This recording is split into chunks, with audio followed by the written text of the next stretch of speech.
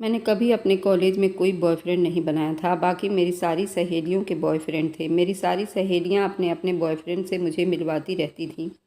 अपनी सहेलियों को देखकर मेरा मन भी बड़ा मचलता था। लेकिन मेरे घर में मेरी परवरिश इस तरह से नहीं हुई थी। मेरे मम्मी पापा मुझे बहुत चाहते थे। मैंने आज तक जो भी मांगा मेरे माँ बाप ने मुझे लाकर दिया था। मैं खूबसूरत भी बहुत थी, लेकिन मैंने कभी अपनी सहेलियों को देखकर उस तरफ कदम नहीं बढ़ाया था और ना ही मैंने सोचा था। मेरी एक सहेली थी जो कॉलेज में ही बनी थी। बाकी सारी सहेलियां मेरी स्कूल टाइम से ही मेरे साथ ही। मेरी सहेलियां एलिजा थी। उसकी मंगनी उसके बुआ के बेटे से छोटी उम्र में ही हो गई थी और वे दोनों एक दूसरे को बहुत पसंद करते थे। अलीजा हमेशा अपने मंगेतर की बात मुझे बताया करती थी और अलीजा से दोस्ती मेरी कॉलेज में ही हुई थी। उससे मेरी काफ़ी अच्छी बातचीत हो जाती थी। हमेशा वह अपने मंगेतर की वीडियो मुझे दिखाया करती थी। कभी वह उसके गालों पर किस करता था तो कभी वह उसके होंठों पर किस करके फ़ोटो खींचते थे और अलीजा हमेशा अकेले में उसी फ़ोटो को देखा करती थी। एक दिन मैंने कहा, आखिर तुम बड़ी छुप छुप कर फ़ोन में क्या देखती हो? तो अलीजा ने कहा, तुम्हारा तो कोई बॉयफ्रेंड भी नहीं है और ना ही तुम्हारा कोई मंगेतर है। चलो छोड़ो, तुम क्या करोगी मेरी फ़ोटो को देखकर? मैंने कहा, नहीं है तो क्या हुआ, मैं भी तो शादी करूँगी। चलो दिखाओ मुझे क्या देख रही थी। तो उसने मुझे एक ऐसी पिक्चर दिखाई जिसे देखकर मैं शर्म से पानी पानी हो गई थी। वे अपने मंगेतर के साथ होंठों का किस कर रही थी और उन दोनों ने ये सेल्फी ली हुई थी। और भी पिक्चर ऐसे थे जिनमें वह सिर्फ बरा पहनी थी और उसका मंगेतर उसके दोनों ब्यूटी बॉल को पकड़कर चूम रहा था। वह तस्वीर देखकर तो मैं बिल्कुल शर्म से पानी पानी हो गई थी। मैंने कहा, अलीजा ये क्या कर रही हो? अभी तो तुम्हारी शादी भी नहीं हुई है। उसने कहा, नहीं हुई है इसलिए तो सेल्फी ली है, ताकि हम बाद में भी देख सकें और एक दूसरे के इश्क में डूब सकें। मैंने कहा, अलीजा इतना करीब जाना ठीक नहीं है। अलीजा ने कहा, नहीं, हम दोनों एक दूसरे से बहुत प्यार करते हैं और हम दोनों की शादी होगी तो इसमें बुराई क्या है? तुमने ज़िद किया इसलिए मैंने दिखा दिया। मैं अलीजा के पिक्चर को देखकर अपने लिए भी इसी तरह का सोच रही थी। मैंने कहा, कोई बात नहीं, मेरा मंगेतर नहीं, पर मेरे माँ बाप जिससे मेरी शादी करेंगे मैं भी तुम्हारी तरह खूब इंजॉय करूँगी। ज़्यादा हवा में मत उड़ो, बहुत जल्द मेरी भी शादी होने वाली है, क्योंकि मेरे फाइनल पेपर ख़त्म होते ही माँ ने कहा है कि मैं तेरी शादी कर दूँगी। कौन है वह लड़का जिससे मेरी शादी होगी अभी उसके बारे में मुझे कोई जानकारी नहीं है, लेकिन मैं तो सब कुछ अपने पति के साथ ही इंजॉय करने वाली हूँ। ना ही कोई मंगेतर और ना ही कोई बॉयफ्रेंड, सीधा पति, और पति के साथ मैं वह सब करूँगी। अलीजा हंसने लगी थी और कहने लगी, ठीक है भाई, तुम अपने पति के साथ ही ये सब करना, पर मैं तो अपने मंगेतर के साथ इंजॉय करती हूँ और मेरी शादी भी मेरे पेपर होने के बाद ही होगी और ये भी हम दोनों की सहमति से है, क्योंकि शादी के बाद सिर्फ प्यार ही प्यार होगा। तो मैं थोड़ी पेपर के लिए पढ़ाई करने बैठूंगी। पर भगवान ने तो मेरी किस्मत बहुत बुरी बनाई थी। मुझे नहीं पता था मेरे साथ ये सब होने वाला है। अब चलिए मेरी आप बीती कहानी की तरफ। पेपर ख़त्म हुआ तो मैंने लंबी लंबी सांस ली। कहा कि फाइनली अब मेरे पेपर ख़त्म हो गए हैं और माँ ने जो मुझे बताया मैं तो बिल्कुल हैरान रह गई थी। आज की रात मेरे लिए बड़ी ही यादगार होने वाली थी। ये उन दिनों की बात थी जब रात के तेज़ बारिश हो रही थी। आज मेरी सुहाग रात को लेकर मैंने अपने दिल में कई अरमान जगाकर बैठी थी। कॉलेज में अक्सर मेरी सहेलियां मुझे वह सब वीडियो दिखाया करती थी। तब से ही मैंने अपने दिल में बहुत सारे जज्बात इकट्ठे करके रखे थे कि जब मेरी सुहागरात होगी तो मैं भी अपने उम्र के जज्बात पूरी करूंगी। लेकिन आज शाम को ही मेरे अरमान पूरे मिट्टी में मिलने वाले थे, क्योंकि मेरी शादी मेरे 18 साल के देवर के साथ तय हो गई थी। मेरा देवर मेरे पति के मुकाबले में ज़्यादा हैंडसम था। मैं तो पहली नज़र में अपने देवर को ही दिल दे बैठी थी। लेकिन मेरी शादी उसके भाई से तय हो गई थी। लेकिन अब मैं बहुत ज़्यादा खुश हो गई थी, क्योंकि आखिरकार मेरी शादी मेरे राजकुमार से ही हुई। लेकिन बस मुझे ये भी चिंता सताने लगी थी कि वह तो मुझसे पूरे 6 साल का छोटा है। मैंने सोचा था कि वो मेरे साथ कुछ भी नहीं कर पाएगा और मुझे ही अपनी तरफ से शुरुआत करनी पड़ेगी। इसी वजह से मैंने दुल्हन का जोड़ा बदल कर एक खूबसूरत सी नाइटी पहन ली थी, ताकि वो मुझे देखते ही पिघल जाए। लेकिन जैसे ही वो कमरे में आया मैं उसे देखकर और भी ज़्यादा हैरान हो गई, क्योंकि वह तो मुझसे भी ज़्यादा बेकाबू था। और आते ही उसने मुझे बड़े प्यार से उठाकर बिस्तर पर लिटाया और धीरे से मेरी नाइटी और पूरे रोमांटिक मूड के साथ, मेरा नाम लता है, मेरी उम्र सिर्फ 22 साल की है। मेरे घर में मेरे मम्मी पापा और मेरी एक छोटी बहन रहती थी। जब मैंने कॉलेज में पढ़ती थी तब मेरी सहेलियाँ अक्सर मुझे सुहागरात के बारे में बातें करती थीं। कॉलेज में मेरी सिर्फ लड़कियां ही दोस्त थी और जो भी मेरी सहेलियां थीं उनके बॉयफ्रेंड भी थे। वे अक्सर उनके साथ खूब मज़े करती थी, लेकिन मेरा कोई भी नहीं था, इसलिए मैं बहुत मायूस हो जाती थी। मैं सोचती थी जब भी मेरी शादी होगी मैं भी अपने जज्बात पूरे कर लूँगी, अपने हर अरमानों को पूरा करके रहूँगी। माँ बाप ने कॉलेज कंप्लीट करते ही मेरी शादी तय कर दी थी। माँ ने मेरी शादी अपने बचपन की सहेली के बेटे के साथ तय की थी। मैं अपनी माँ की बहुत ज़्यादा लाडली थी। मेरे माँ बाप मुझसे बहुत प्यार करते थे। मैं जो चाहती थी वो हमेशा वही करते थे। इसलिए जब उन्होंने लड़के को मेरे लिए चुना तो मैंने मना नहीं किया था। लड़के का नाम सुमित था और वह कर्नाटका में काम करता था। वह देखने में तो ठीक ठाक ही था, लेकिन मुझे उसका छोटा भाई बहुत ज़्यादा पसंद आया था। वह देखने में काफ़ी ज़्यादा हैंडसम था और उसका गोरा चिट्टा रंग उसे बेहद हैंडसम बनाता था। माँ बाप ने मेरी शादी उसके बड़े भाई सुमित के साथ तय कर दी थी। सुमित के पापा नहीं थे, मेरी मम्मी और सुमित की मम्मी ने मिलकर शादी तय कर दी थी, क्योंकि वह अपनी दोस्ती को अब रिश्तेदारी में बदलना चाहती थी। मेरे घर में शादी का माहौल पूरा बना हुआ था। घर में पूरी रौनक लगी हुई थी, हर जगह लाइटें लगी हुई थी। मेरे अंदर भी बहुत सारी फीलिंग दबी हुई थी। जब मेरी सहेलियों ने मुझे तैयार करने के लिए आगे बढ़ी और मुझे फिर से वह सारी वीडियो दिखाने लगी, वो मुझे समझाने लगी, तुम अच्छे से समझ लो कैसे क्या करना है। मेरी सहेलियाँ मेरे दिल के बहुत करीब रहा करती थी।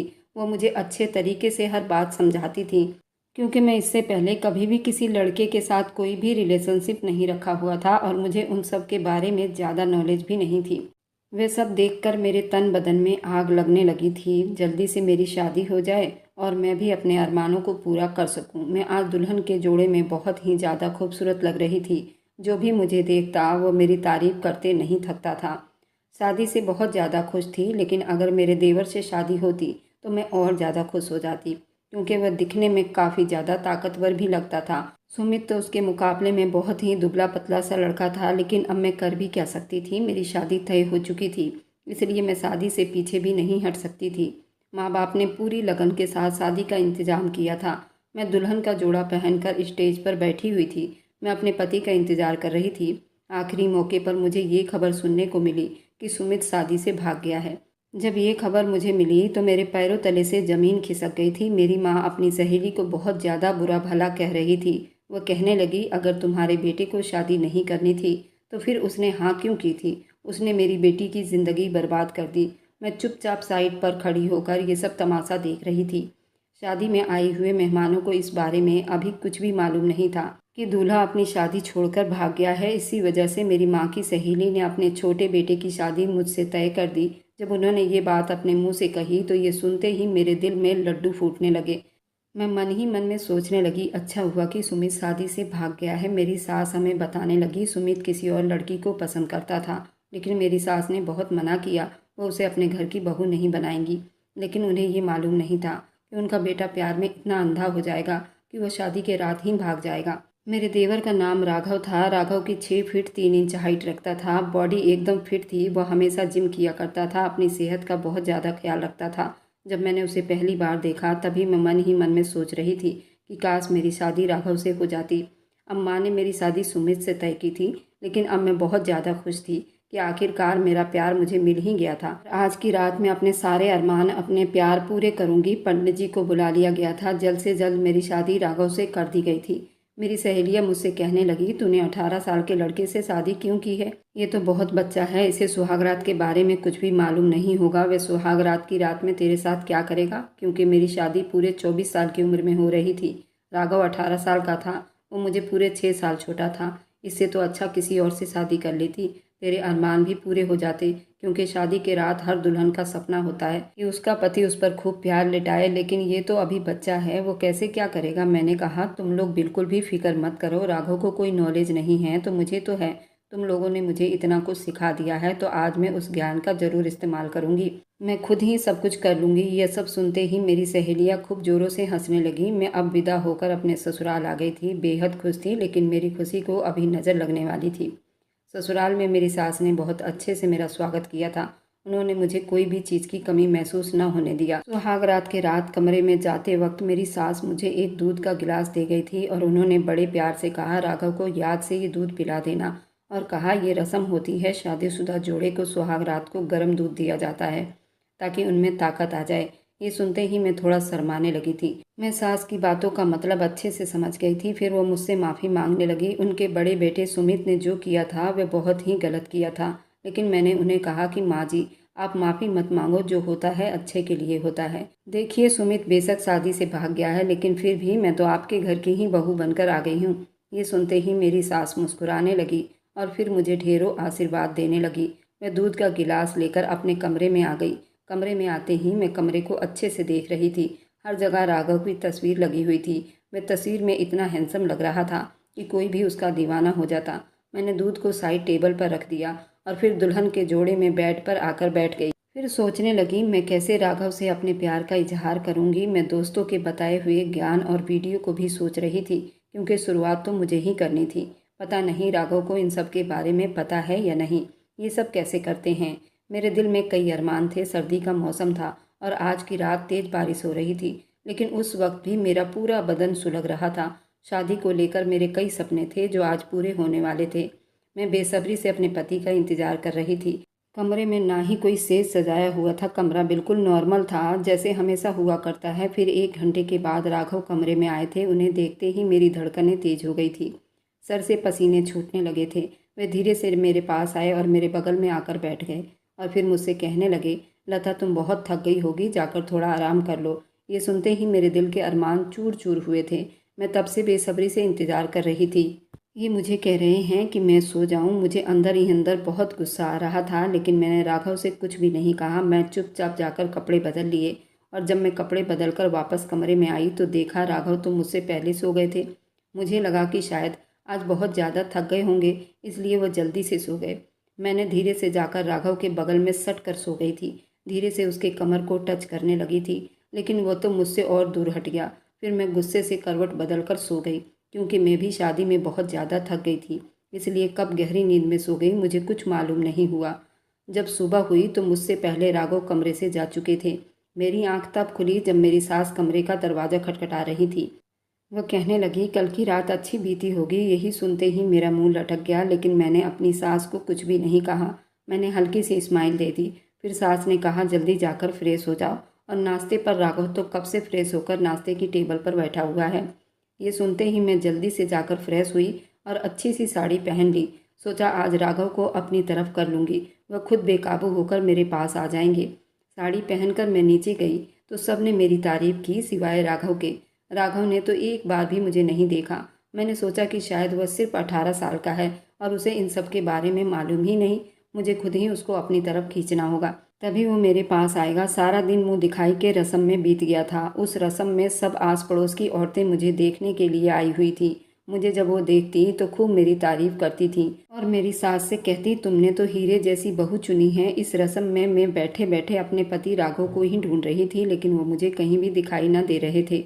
मुझे लगा शायद वह किसी काम से बाहर गए होंगे। शाम को जब सभी मेहमान अपने अपने घर को चले गए तो मैं भी रात का खाना खाकर जल्दी अपने कमरे की तरफ चली आई, ताकि मैं अपने पति को अपनी तरफ खींच सकूं।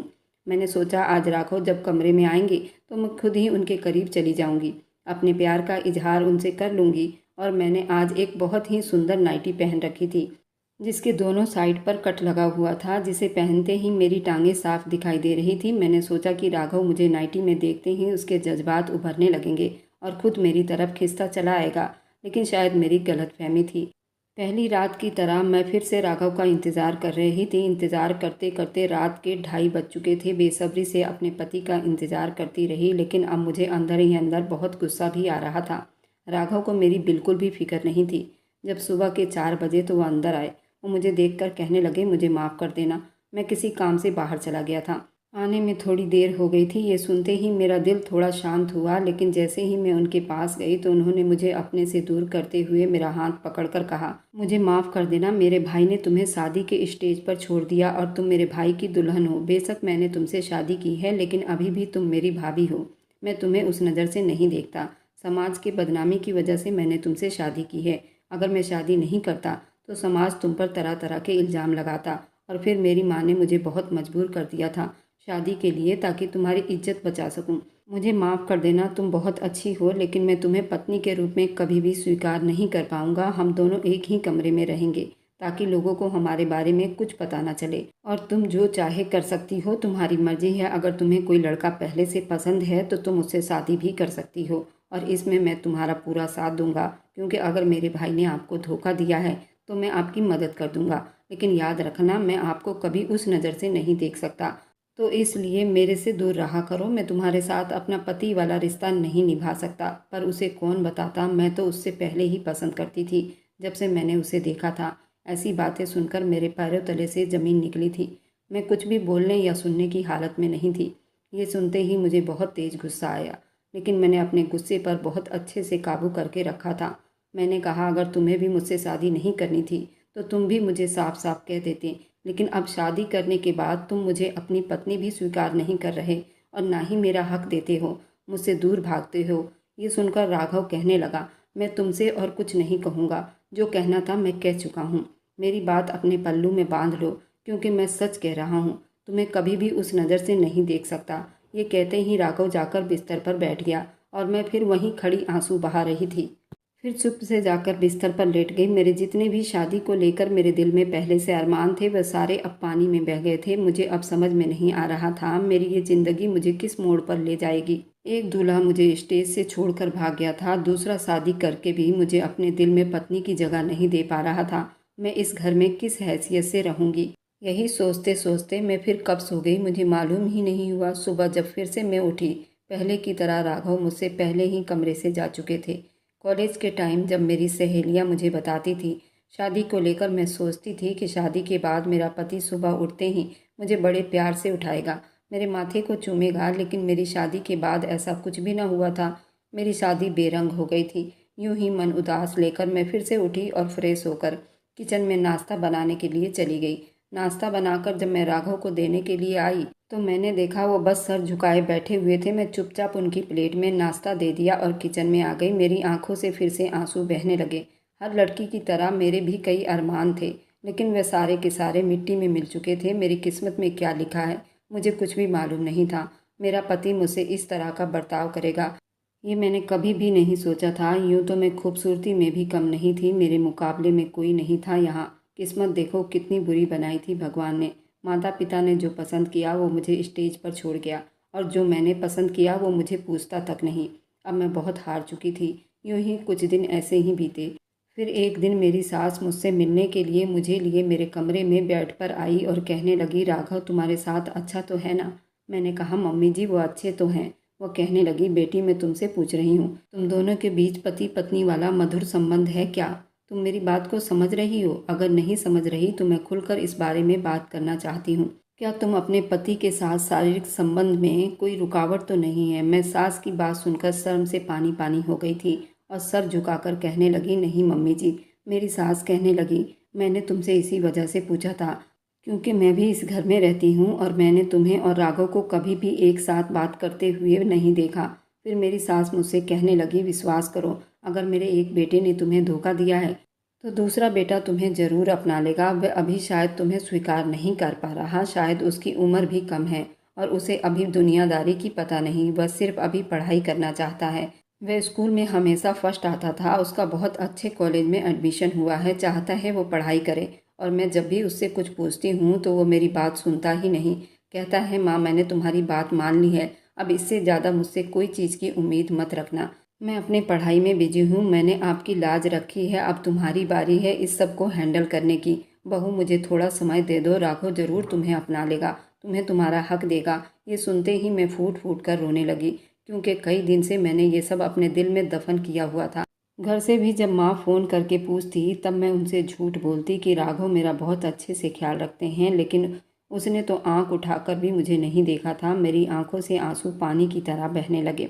सास मुझे दिलासे दे रही थी, भगवान पर भरोसा करो, सब ठीक हो जाएगा। फिर सास ने कहा कि बेटी हो सके तो तुम थोड़ा पहल किया करो, क्योंकि राघव अभी 18 साल का ही है। एक औरत ही अपनी खूबसूरती से अपने पति को काबू कर सकती है। ये सुनते ही मेरी फिर से हिम्मत जाग उठी थी।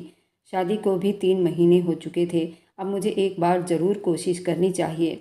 इसी वजह से मैं रात को फिर से तैयार होकर अपने पति का इंतज़ार कर रही थी।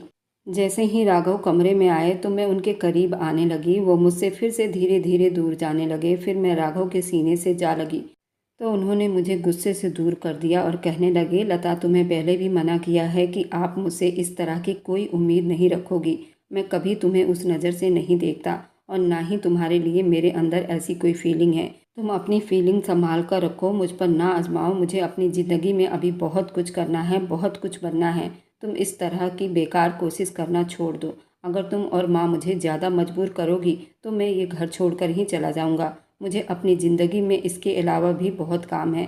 मैंने राघव से गुस्से में कहा, हमारी शादी को अब 3 महीने होने वाले हैं। आप क्या चाहते हैं कि मैं पूरी ज़िंदगी ऐसे ही बिता दूं? अगर आपको भी अपने भाई की तरह करना था तो आपने मुझसे शादी ही क्यों की? मेरे मन में जो भी गुस्से में आ रहा था वो बोलते जा रही थी और फूट फूट कर रो रही थी। मैं बहुत परेशान हो गई थी। राघव चुपचाप मेरी बातें सुन रहे थे लेकिन वो मुझे कुछ भी नहीं कह रहे थे। फिर मैंने गुस्से से अपना हाथ छुड़ाया और कमरे से बाहर निकल गई। रोती रोती हॉल में सोफे पर ही सो गई। मेरी ज़िंदगी मुझे उस मोड़ पर ले आई थी।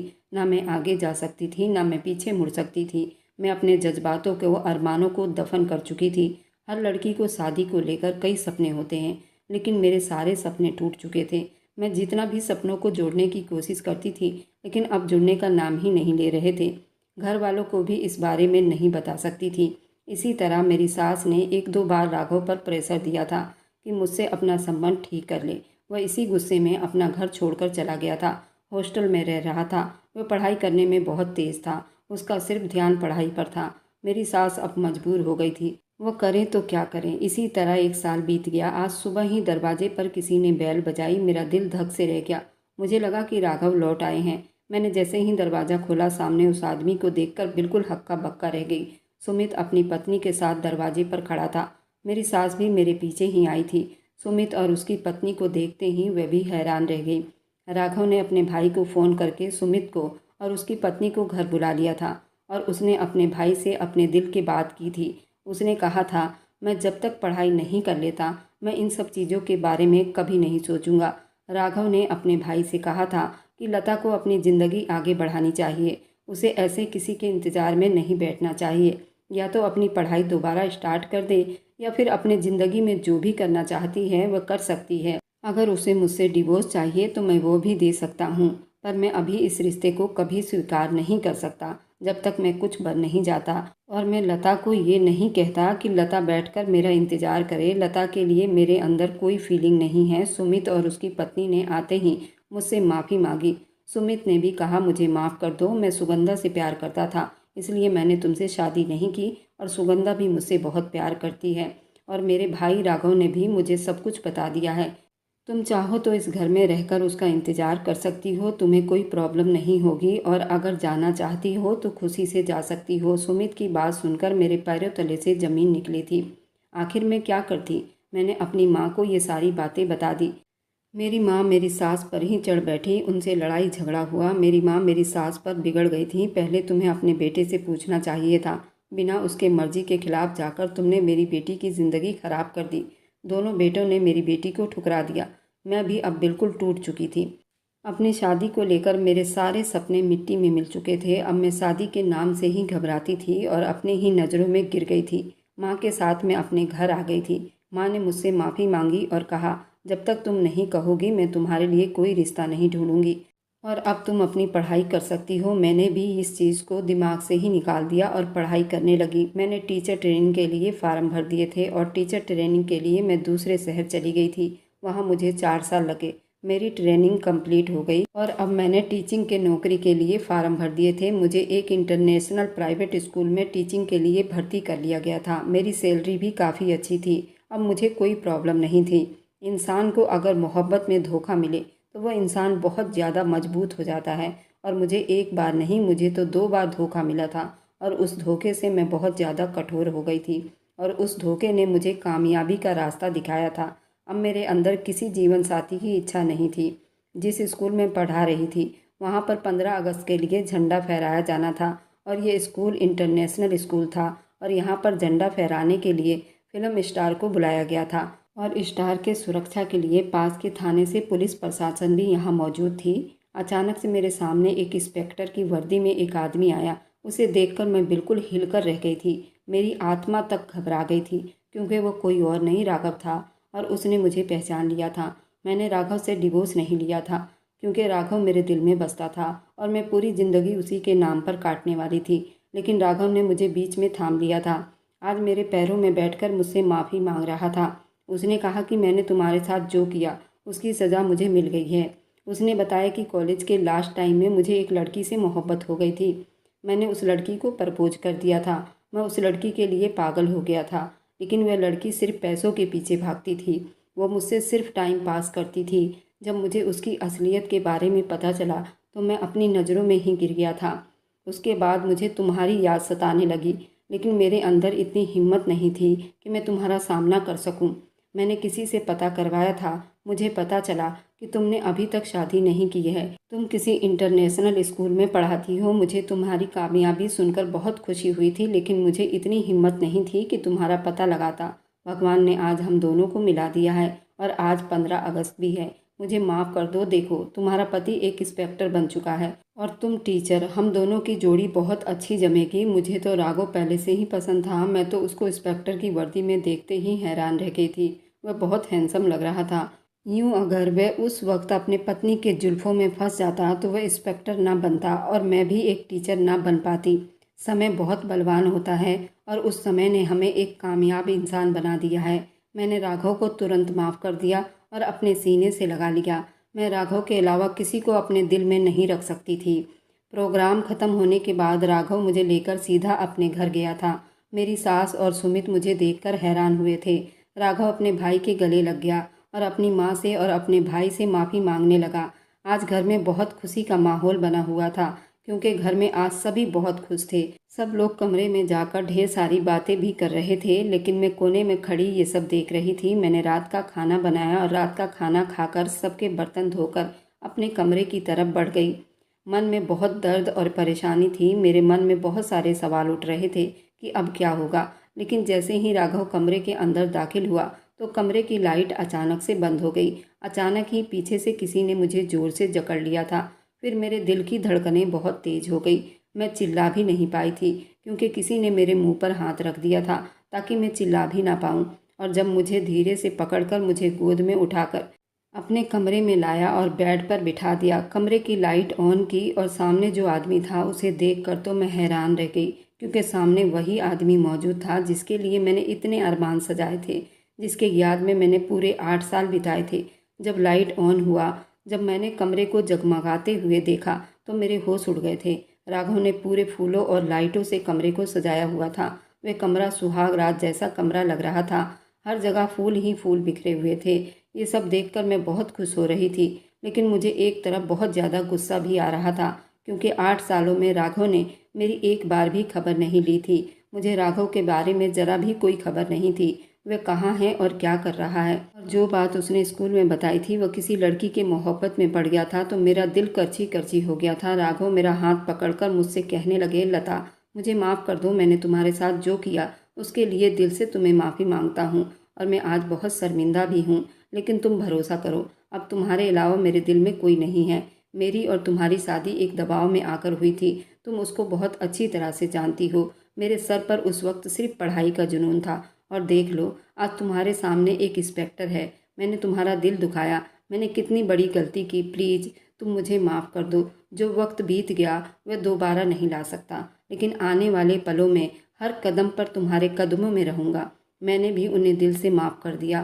फिर राघव ने लाइट बंद करके जो किया वह कभी मैंने सपने में भी नहीं सोचा था। मैं नहीं जानती थी राघव में इतनी ताकत है। राघव तो बहुत ही रोमांटिक आदमी निकला। उसने तो मुझे सांस ही ना लेने दी। अब तो वह एक जवां मर्द हो चुका था और मैं भी अब 32 साल की हो चुकी थी और राघव पूरा भरपूर मर्द हो चुका था। वह भी 24 साल का हो चुका था। लेकिन आज की रात बहुत अलग थी। वो मैं शब्दों में नहीं बता सकती। राघव ने मुझे बिस्तर से उठने तक ना दिया। जो प्यार लिटाया, जो प्यार किया, उसका सपना मैंने कभी देखा भी नहीं था। लेकिन आज बहुत खुशी में मेरे सारे अरमान पूरे हुए थे। इसी वक्त का मैं बेसब्री से इंतजार कर रही थी। आज वह दिन भी आ गया था। आज की रात मीठे दर्द और प्यार भरी रात थी। अब मैं अपनी ज़िंदगी में बहुत खुश थी। मेरी शादी को अब 12 साल बीत गए थे और मेरे 2 प्यारे प्यारे बच्चे भी हैं। अब मैं अपनी फैमिली के साथ एक अच्छी ज़िंदगी बिता रही हूँ। लास्ट में ये कहना चाहूँगी, शादी कभी भी ज़बरदस्ती ना करें। ऐसे रिश्तों में प्यार कभी नहीं मिलता। अगर मेरी बात से सहमत हैं तो मुझे कमेंट में ज़रूर लिखना। और मैंने अपने पति राघव को दोबारा अपनाकर गलत किया या सही, मुझे आप लोगों की राय जाननी है। कमेंट में ज़रूर बताइएगा। अगर आपको आज की कहानी पसंद आई है तो इस चैनल को सब्सक्राइब करते जाएं।